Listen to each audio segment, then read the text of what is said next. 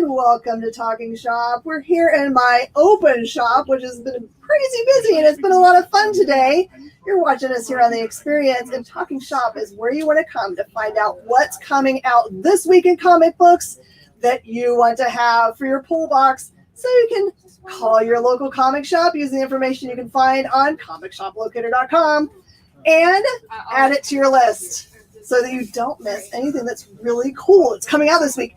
First, we're going to talk to a really cool dude, Rob MacKinnon. Welcome to a crazy live interview in my live shop in which the phone's going to ring. How are you doing today? I'm doing great. How are you? I'm doing really good. I'm going to get my thing turned up a little bit so I can hear you better. There we go. All right. So, Dancing Dragons, are you excited? Very excited, yep. Tell everybody more. This is a Scout project. Is it with Scout proper or the Black Caravan joint? It's with Scout proper. It's called Dancing with the Dragon. And it's a story about a young couple from the UK that come to San Francisco looking for the American dream. And things don't work out so well. So the main character, Connor O'Sullivan, he drives a limo and he has an opportunity when one of his colorful passengers dies suddenly as he's dropping them off. And he basically decides he's going to take over this customer's business, which happens to be money laundering for the triads. And sounds like a safe job. Yeah. Oh man! So I'm guessing that you wrote this this book because of your tight connections with the underworld. Is that right? Oh, of course. Yeah. I think it's more like being able to live out a dangerous sort of fantasy without the repercussions. That's right. So, has this story lived anywhere else before, or is this its first home with Scout? No, it has not lived anywhere else. Scout is its first home, and as it turns out, this was sort of the fourth idea that I pitched Scout on. So back in 2018, I was trying to break into the business and coming up with story ideas and samples and sending them out as you do. Yep. And Brendan Deneen from Scout was one of the few who responded. And he turned down my first three ideas, but he was always encouraging. And on this idea that was actually 18 months after my first submission, he said he liked it and took it from there. And that was actually in October of 2019. Oh, wow. Yeah.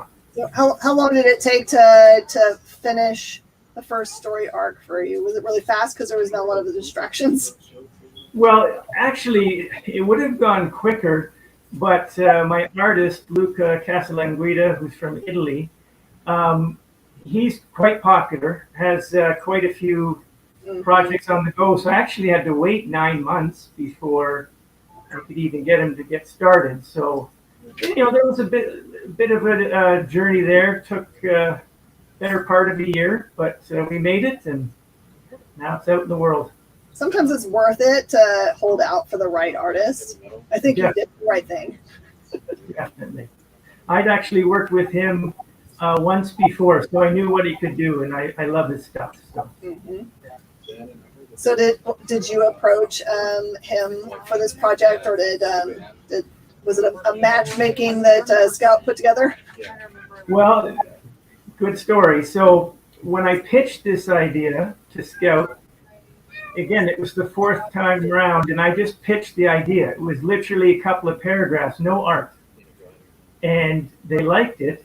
Of course, then I had to produce a 5-page sample within a couple of weeks. And as I said, I'd worked with Luca and Natalia, the colorist, before, and they're a good team. I knew they could work quickly. And so they were my first call. And they answered the call, and we turned around the 5-page sample in 2 weeks, and liked it. And, yeah. That's incredible. Yeah. So describe your writing procedure. Do you really just like every day from this hour to this hour you make yourself write, or do you wait until you're inspired and then like write like a crazy person for 8 hours? What do you do?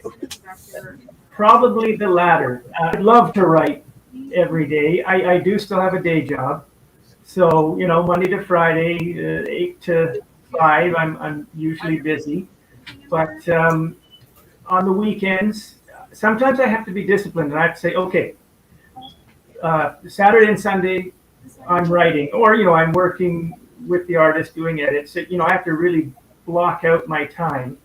So that's when the project's underway. I've done a few other projects. I've basically been self-publishing since 2016, and I use Kickstarter a lot. And so in terms of the initial idea and that sort of writing, that I just have to do that whenever it hits me. I've done it when I was on the plane, whenever. One time I was walking in the mall with my wife, and I said, you know what, I need 5 minutes. I had to jot down an idea on my phone. It's smart because you might think, oh, this is the most brilliant idea. I don't know why I never thought of it before, and I'll never forget it. But then the next day you go to do it, and you're like, well, it was so brilliant, but I don't remember what it is. So you're right. You have to write it down. And my phone, like, I wonder what people did before smartphones. I mean, I have so much stuff entered into my phone that's just create. Yeah, exactly. Yeah. Yeah. And then keep it real, basically. Yeah. Oh yeah. So when you write, it's like my son gets a little bit uneasy about my writing style because I kind of like let the writing take me where it goes.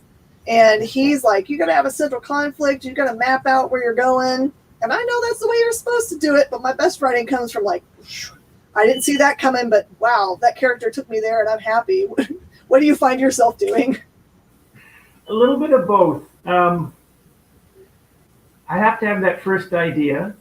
Yeah. And that idea may be fully fleshed out or a kernel of an idea. The next step is to establish the plot, at least at a high level, sort of map out the main events, but not everything. And then really think about the characters and really spend some time getting in their heads. And, typically it's maybe 2 to 4 main characters. And I can't force it. I have to let it just sort of bounce around in my head for a few weeks even, and then I start to think about how they'd react to certain situations, and then often their characters, their traits will drive the story. So I may have a high-level plot, but the details are revealed as I go through the exercise of writing out the detailed plot and then the dialogue. So, yeah. I always feel like that you can kind of tell when you're reading books that are written that way, that they feel more alive. Oh, yeah.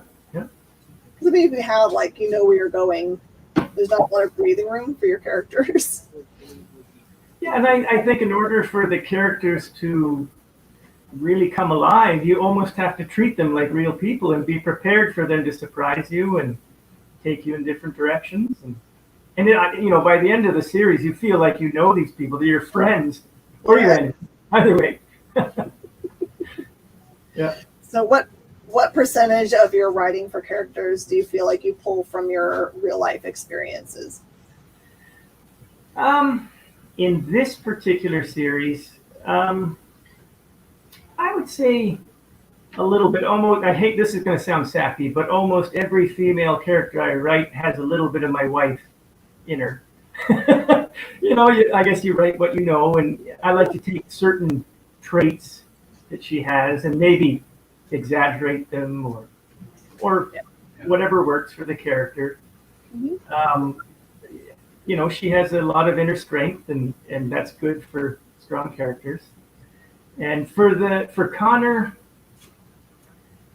I don't know. I like the idea of the unlikely hero, or even the anti-hero, someone who's not the classic hero with only positive traits and strength. And he's sort of a hapless limo driver that falls backwards into an opportunity that's not lawful, but he sees it as an opportunity to improve the life for he and his girlfriend, who he wants to marry.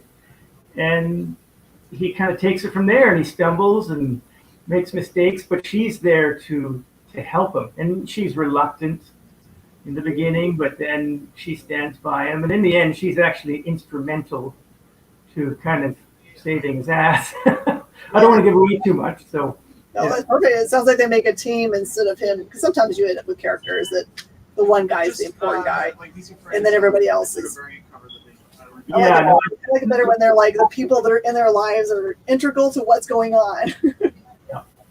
I wanted them to be a team. Mm-hmm. Yeah. So, how long is the series slated for? 4 issues. Okay. Scout has a few months in between. I think that's their practice for a new author like myself. So the second issue comes out in November. Oh, that's perfect. All right, tell me about the other really cool books that you've been doing via Kickstarter. Because I see that there's a Hildebrand Valkyrie Queensguard is that running right now? Correct. Yeah. So that's a project that I've been working on for a couple of years. Started in 2019. That was one of the ones that Scout passed on, but Caliber actually has picked it up. So awesome. That'll come out early next year. Hildebrand is about a female knight in the 9th century Europe. And it is, I always say it's medieval fantasy because, to my knowledge, there weren't any female knights. But again, I wanted to tell a story about a strong female character who had, tough times growing up. She was basically an orphan. She was the child of a Viking mother and an English missionary. So kind of a strange start to life. And that's a crazy dichotomy. Yeah, and she I don't want to give away too much of the story, but she ends up becoming, like a scullery maid for a rich lord whose wife and child had recently passed. And they fall in love and get married. And he is killed in a Viking invasion. But he basically entrusts his household and his wealth to her, and he wants her to take up the sword and avenge their town. They got wiped out by the Vikings. So that sort of kicks off the primary story. And the Vikings come back a couple of years later, and one of the other key plot points is her father, the missionary, who was in a neighboring town. He comes back into her life. So he's the one that warns her town that the Vikings are coming. Now, she doesn't know that this is her father. She just finds him on her land. And, it's sort of a fateful meeting. They repel the second Viking invasion, and then he hears her humming a Viking lullaby, and he thinks, well, how could she know that? And he knew that his wife used to sing that song, so he kind of puts 2 and 2 together, and she's about the right age. So they reunite, and then there's also this sort of subplot. He comes from the line of Merovingian kings, and he's convinced that he has a bloodline connection to Mary Magdalene and potentially Jesus Christ. So it's a little touchy, depending on how strict a Christian you are, but that's sort of the provocative understory. And so he convinces her, we need to go to Rome and present our case to the Pope to see if he can verify our lineage. So it's more like the rest of the series is their odyssey as they travel from England through Paris to Rome, and all sorts of things happen. So part of this second volume, she gets waylaid in Paris because she's built a bit of a reputation, and the Queen wants her to be the head of her guard. So she is sort of given this life of luxury and status that she never had before, but her father and the men that she'd sort of gathered to her are all imprisoned. And so she has to make a choice. And so she reluctantly decides, well, as nice as this life is, I have to keep pressing on. So they finally make it to the Vatican, and as you can imagine, is not welcomed, and I won't say anything more. So that's Love it. yeah.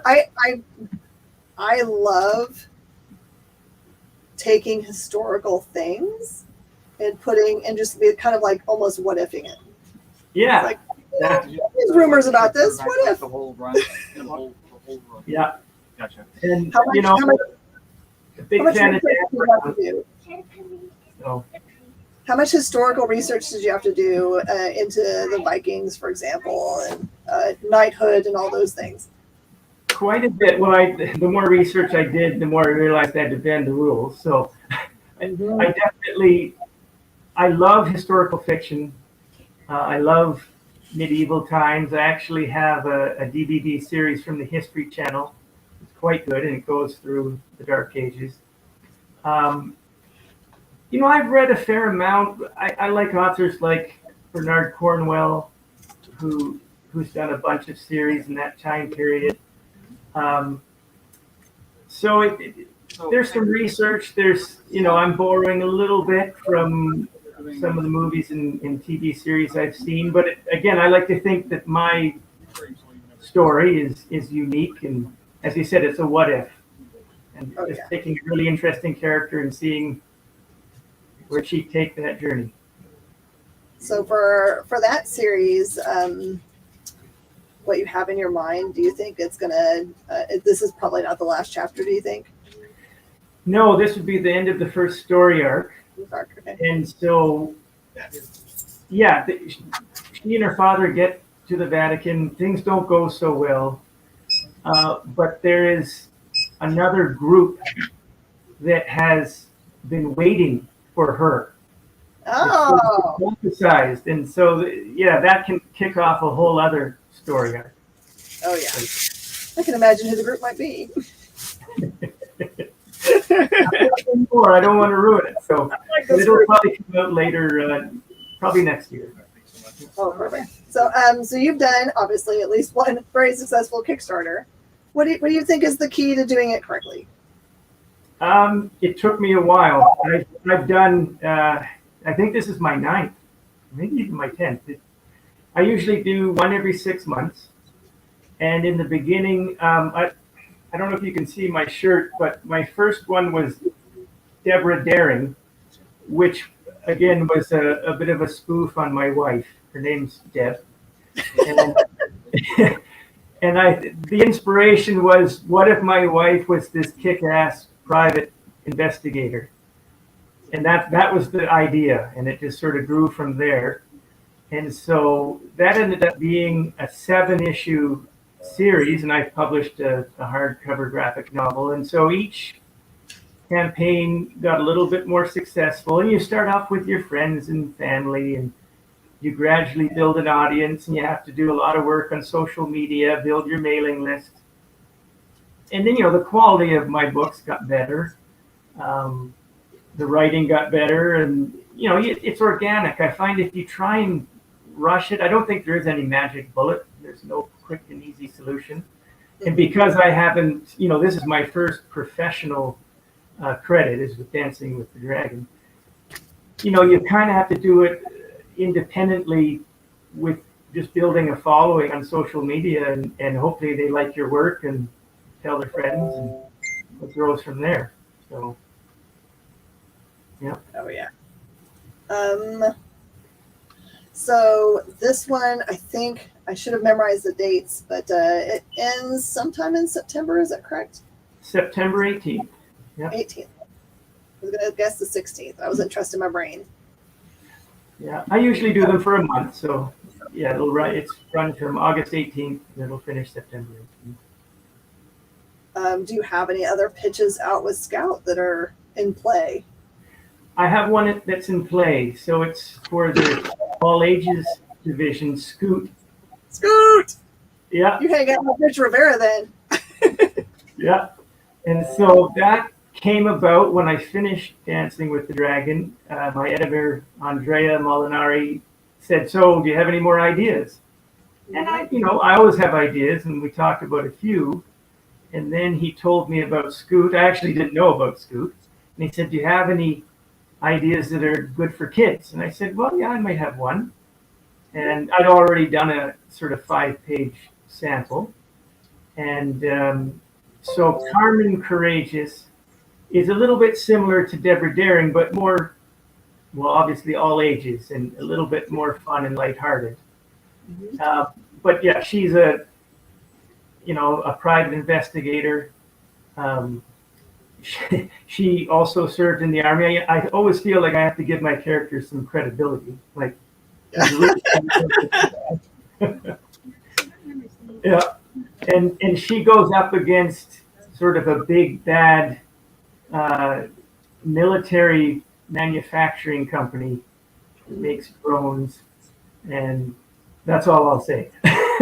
So, yeah, it's a 4-issue series as well. It'll probably come out next year. It's still in development. So.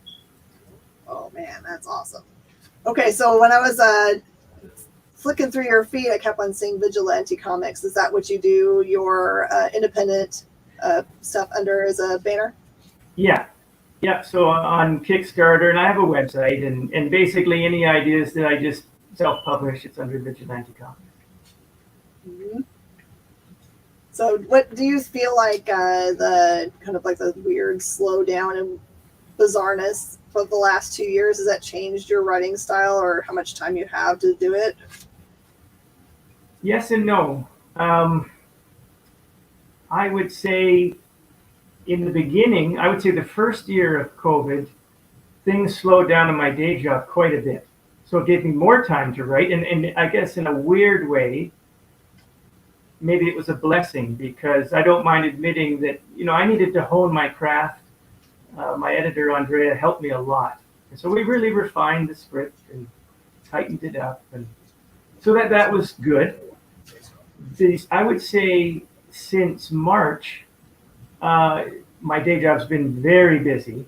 I'm still working from home, but I just, every hour is accounted for. So now I find I have to be more disciplined in how I use my time. I was able to get to AwesomeCon in Washington, D.C. 2 weekends ago. As you can imagine, cross-border travel was basically prohibited, and it was recently allowed. I'm fully vaccinated, but it was still, you had to jump through a lot of hoops, get tested, bring your vaccination papers, and then, wear a mask. So it definitely changes the Comic-Con experience. You can't really shake people's hands or get too close, or sometimes you have a hard time hearing them because you both have masks on. But it was still a lot of fun, and I'm glad I got out. It was the first big U.S. con I've been to in a long, long time. So really enjoyed it. Do you have plans for any other ones? Are you going to go to New York? Not in the immediate future. Unfortunately, I don't know what it's like where you are, but COVID's actually, there's a bit of a fourth wave here in Canada, and I don't know what's going to happen to the travel restrictions. I'm thinking maybe definitely next year. I definitely want to go to as many as I can. Whether I can go to a U.S. one later in the year, we'll see. There's probably a couple of Canadian ones I can do. So I have to play it by ear, I guess. Absolutely. Tell everybody where they can follow you on social media and where the Kickstarter is, so they can go and grab up that stuff and follow you and keep up with your new projects. Sounds good. Well, if you search for Vigilante Comics with an X, that's you'll find me on Instagram that way. On Facebook, I have Rob MacKinnon is my personal page, but then I also have a group called Vigilante Comics Fans. And then Twitter is Vigilante Comics as well. I guess that's probably all I have going on social media. www.vigilantecomics.com is my website. I don't keep it up to date as much as I'd like, but every few months there's usually some news. And then on Kickstarter, again, if you search for Rob MacKinnon for Vigilante Comics, you'll find my projects. But this latest one is Hildebrand Valkyrie hyphen Queensguard. Yeah. Yeah. And Hildebrand is easy. It's just like the creator. But just so that everybody knows, the Vigilante Comics, the comics part is with an X, correct? That's right, Comix. Important, so people don't accidentally go to some other Vigilante Comics somewhere else. When I first came up with the name, I did a search, and sure enough, the one with the traditional spelling was taken. So Always. I think everything's taken. Doesn't matter what you make up, someone's got some version of it. Yeah, agreed. Well, Robbie, thanks for so much for spending time with us. I really look forward to reading it. I'm hoping that ours comes in tomorrow so I can read it for review, because that's my favorite thing. And I love these kind of like people going into the darkness to make a good life for themselves. It's just kind of like, it's going to be so much fun to read.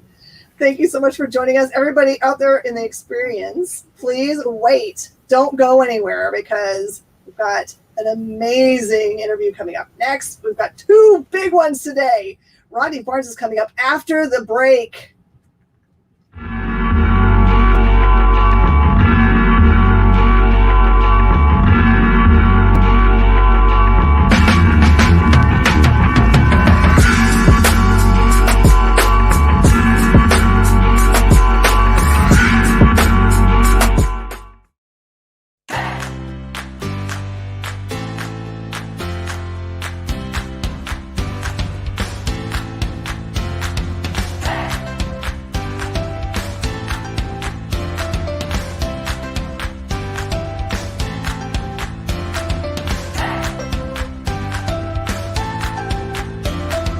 There's something for every imagination at your local comic shop.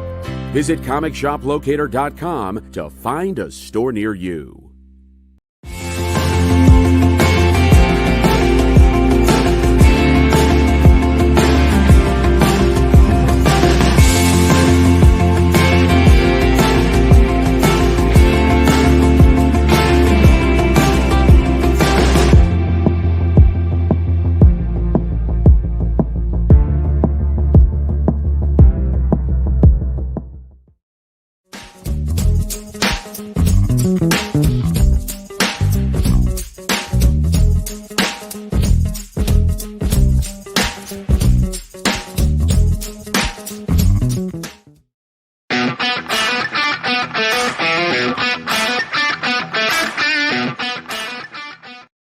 Okay, trying to keep my head attached to my body because my mind is trying to explode right now, because I get to talk to someone that I hold in such high regard, an amazing, amazing person that touches TV, comic books, script writing, everything that your mind's going to explode. Oh my gosh, all my favorite stuff. Ah! All right, everybody else, calm down.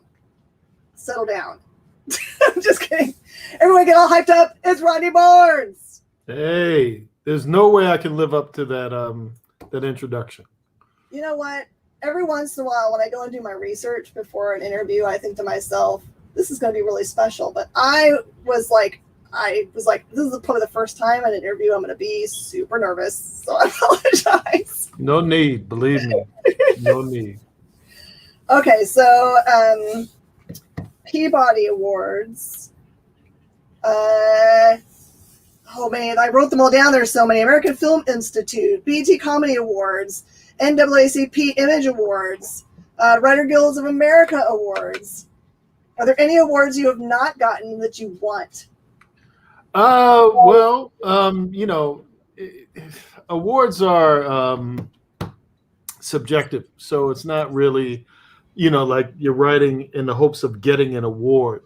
That said, there are always nice affirmations, nominations and such. I mean, even being nominated for an Eisner this year for Philadelphia certainly, it certainly validates the work that Jason, Sean Alexander, and the rest of our team and I put into Philadelphia every month. So, they're nice markers that people appreciate what you do, and it's always cool.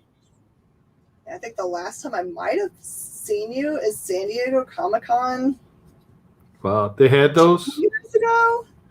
Me? Oh no, I wasn't. Well, maybe on the Zoom. Maybe on the Zoom thing. Yeah. Yeah. It's oh man, it was a crazy year. The year that they announced the development of that for I don't know. Are they developing it for TV or for movie? That's what I can't remember. We're developing it for television. I just finished the pilot script and got a couple of great actors attached. And this week we're supposed to be talking to directors, and hopefully there'll be something to tell people soon. I know everyone's been excited. Is it the hardest part to kind of like, you're going to develop something to like get all of the pieces in a row before you can say anything? Is that the hardest part? The hardest part is the doing of it. I mean, that's hard as far as if you lack patience, which I do. That's always difficult. I think just the entire assembly of a team, it's one thing to do a book and that's one team. And then when you're trying to make a television show and you're trying to put all the pieces together, finding the right talent, it's not just about the biggest names. It's always about the names that fit best together and can best tell the story. So there's that, and then finding a director that we believe has the voice of what the book is, and the other books that are attached to it that are coming and to come. So it's an involved process, very involved. For Philadelphia, what characteristics do you think were the most important that you guys are looking for in a director? Someone who understands.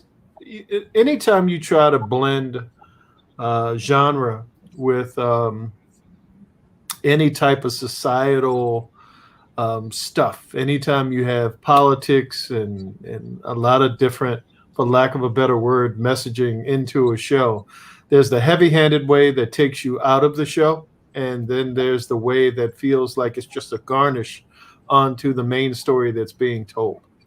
And being able to thread that needle and understanding how to create the right alchemy that I believe the book more often than not, hits. That's the tough part, because everybody comes to the table with their own point of view and what's important to them.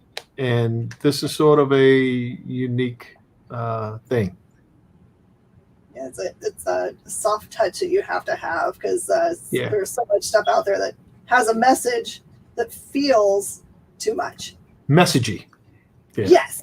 It's hard to have fun. Messagey, then no one wants to listen to it. But if exactly. you learn a lesson just on accident. Exactly. There you go. If it happens during the process, if somehow in eating a Big Mac, I can find some messaging on the side of the box that can teach me something, God bless McDonald's. So did you start in script writing first? I got my break in screenwriting first. I think my first WGA credited gig was My Wife and Kids on ABC. I think in 1999 or 2000. That was my first credited gig. I love comics from way back when. I think the first thing I ever read was a comic book. The first thing I ever wanted to be was a comic book writer. It has its own culture. And, even though writing television and film is difficult to sort of get a break into, comics, I found the wall was a little higher, other than going to conventions with my really bad little scripts, looking for editors to, engage. That was tough. The internet, I think, has made it a little bit easier to communicate with people and to get information. But I always wanted to be a comics writer before anything else. And, I sort of got the opportunity to reverse engineer the process when I got on Marvel's Runaways when I was writer producer on that, and I kind of made it clear they sort of liked what I was doing, and I made it clear that I wanted to write comics, and so Marvel Television went to Marvel Publishing and said, "Hey, we've got this guy, and he really likes comics, and blah blah blah." And then they gave me Falcon, and then I realized I knew absolutely nothing about writing comics, and I had a lot to learn. And during the process, I say I'm still learning with every book and with every story I try to tell.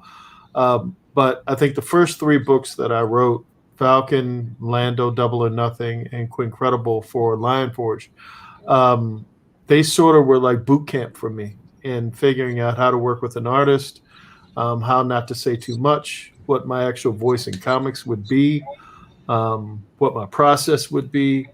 None of those things I thought about before I got my first comics gig, because I'm thinking, this will be easy.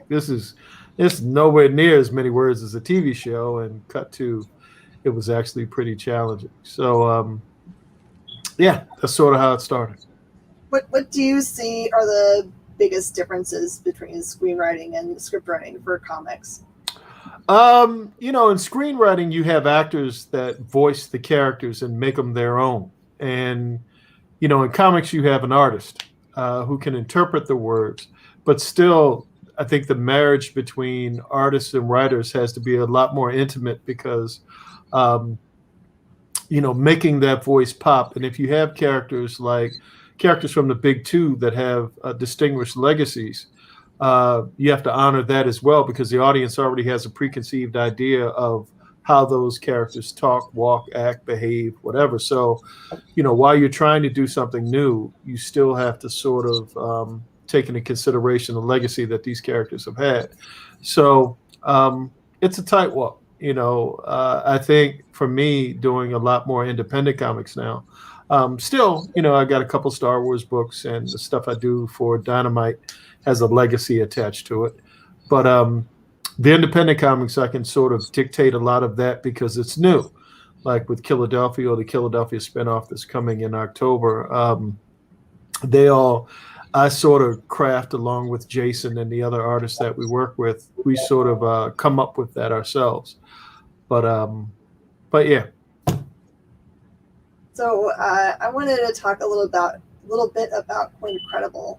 Yes. Because I was drawn to that book so much because it had such a simple premise. The kid his one superpower, and it's to be invulnerable, and he's a teenager. And what do you do with that? And I love what you did with it. It's like, it's all, to me, character driven. So character driven. It's amazing. And I wish there was a way for me to be able to figure out how to break the blockade in people's brains for what they'll spend on superhero books. Like they, for some reason, have a budget in their brain for Marvel and DC, and anything that's outside of that just has a blockade. They'll buy a million independent books, but if it says it has a superhero as a person, I wish I could figure it out, because I handed this book off to so many people and they loved it. But they wouldn't. It just like, it's hard to break that barrier for them. Yeah, it's tough. I mean, legitimately, the marketing machines behind the big 2 and the movies and television shows that sort of, walk with them. And again, they have really long, distinguished legacies. So anytime you introduce something new to the, to the diet, folks reading diets or appetites, it always kind of carries the burden of what they've already seen and what they can compare it to. And it's just really hard to pierce, those imaginations. And the thing that I dig about Lion Forge Only Press now is they deal with a lot of kids in libraries and classrooms and that type of thing. It's like, it's still capitalism, it's still commerce, but a lot of the work that they do is with young folks. And because a lot of what I do on the other end with the Philadelphias and the horror stuff and the heavier stuff is more adult, I like having one book or a couple of books where it's just for kids, because that's where I started reading comics as a kid. And the funny thing is, when I started doing Falcon, way back when, like 4 years ago. It feels like 100 years ago. I went to an elementary school, and I was surprised at how many kids had never seen a comic book before. Yeah. And, then I had to process the reality that when I grew up, they were in every convenience store, every liquor store, damn near every grocery store, everywhere they were just comics. And now you have to find a comic shop. You have to have $4 to buy a book. It's more of a process. So unless you have a parent or a friend who's taking you there and indoctrinating you into this cult of comics readers, it's hard to just jump in. And I think kids now, because they're movies and TV shows, why read the book? We've got that now, and the live action or the animated part of it sort of does the work for you. I still think reading is important, and I think your mind doing some of the work is invaluable. I think that I've started to see a lot of younger kiddos, because of the shows that are on, that they do come in looking for source material. Yeah, and there's that too. Yeah. The publishers are getting smarter about making books that look more like what the kids are seeing in the movies, so that they can, because like there's, when they would come in before and they wanted a Miles book, Miles Morales in the comic books was kind of hard to get to because all those books had gotten expensive. So it took them a little while to make, the digest size that they find with Scholastic to put on the floor so they can buy all of that. So there's a little bit of like a gap between the demand and the creation of things, but they're getting much better at it. And even Quincredible now produces a smaller, I don't know if you can see, it's a smaller book now. It's not the size of a regular floppy. So yeah, to your point. Yeah, that's exactly those digests. I don't know what there is about the size for them, since the kids have been. That's what they see with Scholastic all the time, which is that traveling book place that shows up at their store, their school 2 or 3 times a year. That's the scale that they're interested in, which is, I think it's an easy change, no big deal. Not at all.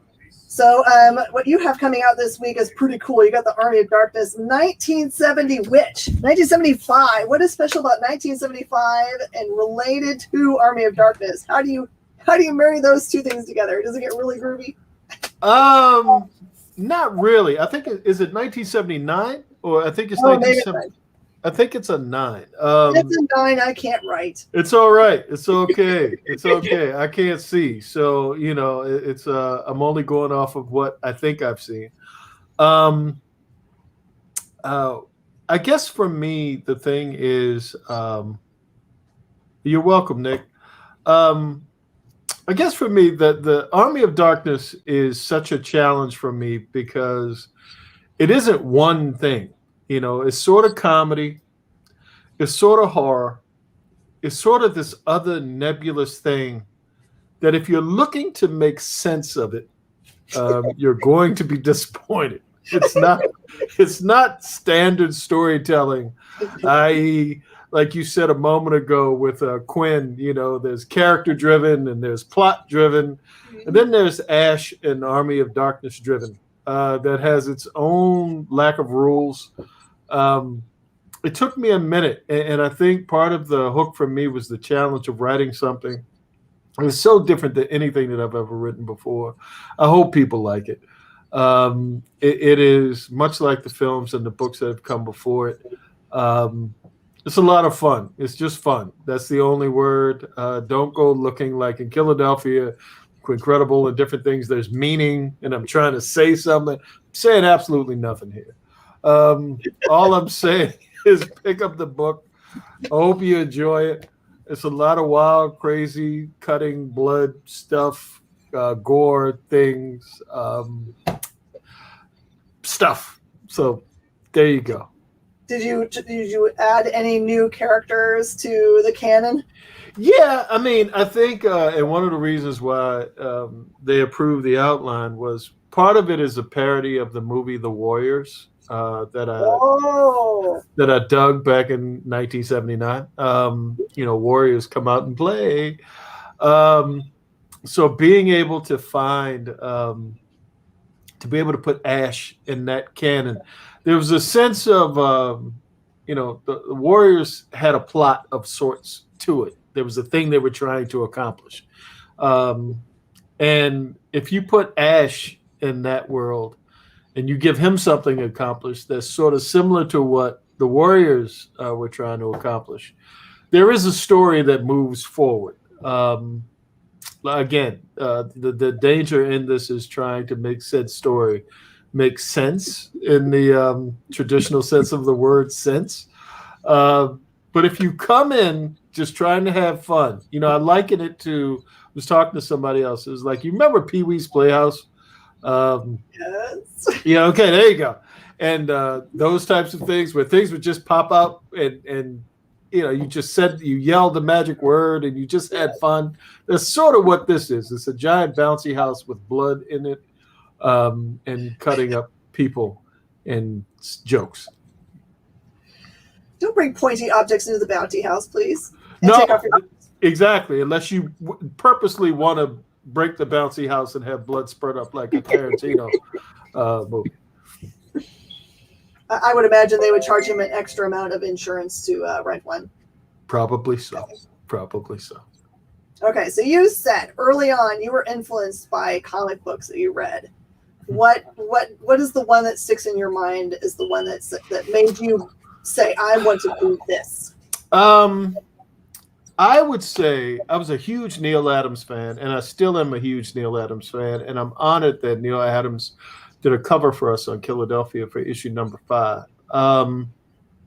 And I see him before COVID, semi-regular at his store, Krusty Bunkers over in Burbank, lovely Burbank, California. I think Neil's Green Lanterns, him and Denny O'Neil, that I don't know if it was 10 or 11 books, but it was the one where Speedy was doing drugs, and that cover. And that sort of, up until then, my relationship with comics was purely as a kid, because comics seemed to be geared directly for kids. And then all of a sudden you have this serious stuff that's being dealt with. And that evolved into my later love for Neil Gaiman and Alan Moore and Frank Miller and guys like that. And it started to become like literature. It wasn't just about the fun, in quotes, of comics. It sort of evolved. And when it started to evolve, I started to say, it might not be, it'd be a pretty cool thing if I could do this. And so I started to just try. And like a lot of young writers, I think I just copied off of what I was reading at the time, which was mostly those writers and the Stephen Kings of the world and Richard Matheson and folks like that, Charles Beaumont, just different people that I just admired, and I would just try to do what they did in my way. And but that was the hook. The Neil Adams covers, and then when I started to read better as a kid, the stories just kind of gripped me. I remember Frank Miller's run on Daredevil, and there was a scene when Bullseye was trying to kill Elektra, and there was a final scene in the book. Spoiler alert if you want to go back 40 years in a comic book. But he's laying in the hospital bed, and the way the frames with his eyes, and he's talking about when he's going to get revenge on Daredevil. And it was just so cool to me. And the way, graphically, the way that story was told, pacing was, that I just said, I want to do this one day. And here I am. I feel like recently they did another storyline which had Matt Murdock in the hospital. Mm-hmm. And I think they went back and kind of trying to see if anyone was paying attention. Yeah. I'm always paying attention to that stuff. Yeah. So now we know who's inspired you. Was there ever a character that you wanted to be? I think all of them. I think any guy who could jump or run. I never thought flying was the thing. That always seemed to be too much for me. Guys like Daredevil, Batman, the guys who just kind of had a suit on but could do really cool stuff. That was my thing. My favorite book of all time was Swamp Thing, Alan Moore's run, and Bissett and Totalbin's run on Swamp Thing, Saga of the Swamp Thing. And if I could, this sounds crazy, but if I could have been anyone, it would have been Swamp Thing. Now, most people don't pick that one, but you're talking from that place of first the kid who wanted to be Batman, Daredevil, those guys, and then the bridge into a teenager / sort of kind of trying to be an adult. I'm still at that place now. Swamp Thing was sort of, he thought so much, and he was so empathetic, and he was so connected to the green. And then eventually when Alan Moore made him almost like a god, he had sort of evolved into that place. And I saw parallels between the way he did Swamp Thing and the way he did Miracle Man, to where there was an evolution that sort of spoke to the potential we had as people to go from, people to super people. And I always looked at that as a hopeful thing. Like, as people, we could be flawed, we could be messed up, but somewhere along the way, if we evolved into the better version of ourselves, there was something powerful that was there. So I'd say Miracle Man / Swamp Thing. Those are I like deep characters. Like I usually choose characters that have I don't like good guys that have huge bad character flaws, but I do like broken individuals, if that makes sense. Yeah, I relate to those perfectly. So you have your hand in you wear a lot of different hats in your everyday life. How do you separate them out during a day? Do you just literally say, I'm doing this now, or is it just like you're doing it all at the same time? That's a question for my therapist. I think for me, I woke up this morning with my editor from one of my projects, from two of my projects, where are the scripts, where are the scripts, where are the scripts? And I feel like it's not a good week, especially on Labor Day. I should be laboring. But every other day, there's an editor saying, where's my stuff? That usually dictates what the day will be. And then I'll have bigger things. Like right now, I have a serious deadline on a feature that I'm writing, and I have to have it in really 2 weeks ago.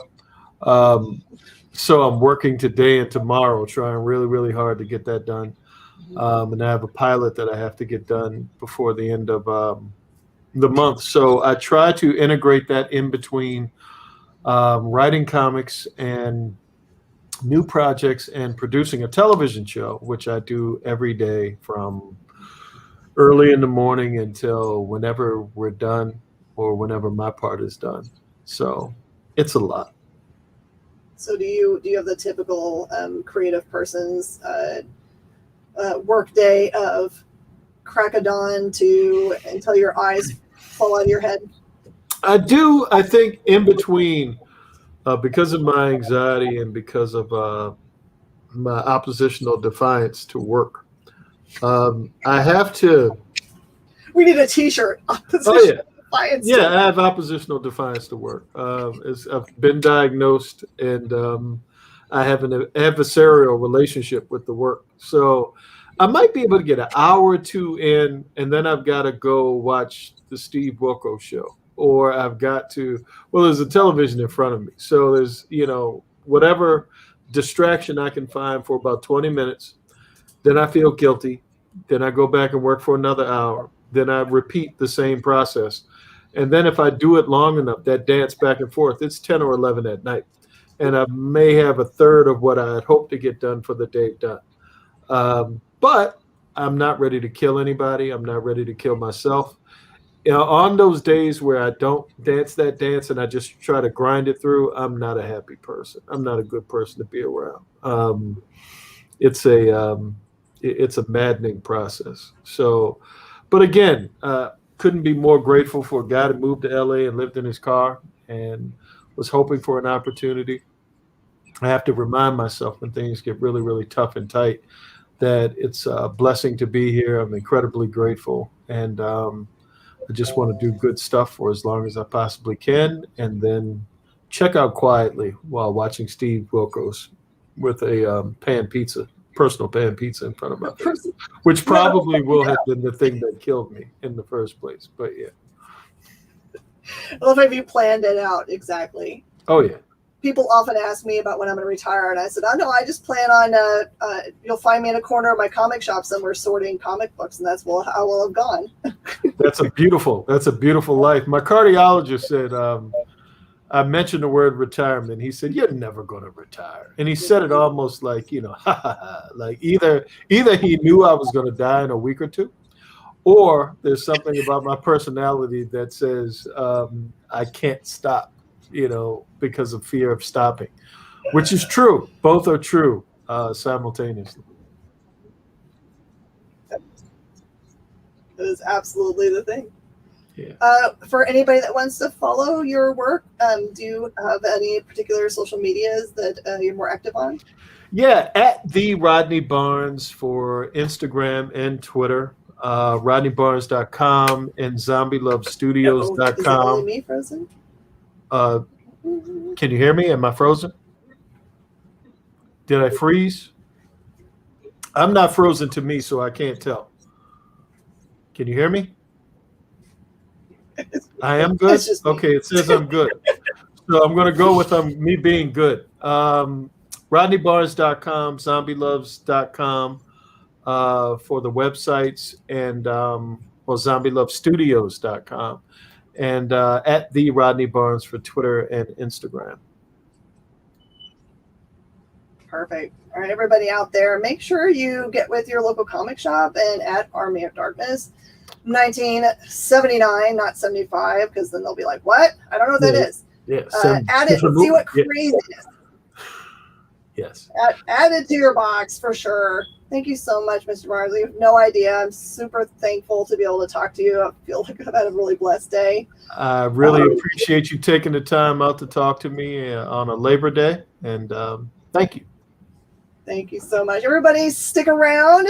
Don't go anywhere. There's more awesomeness happening next on The Experience.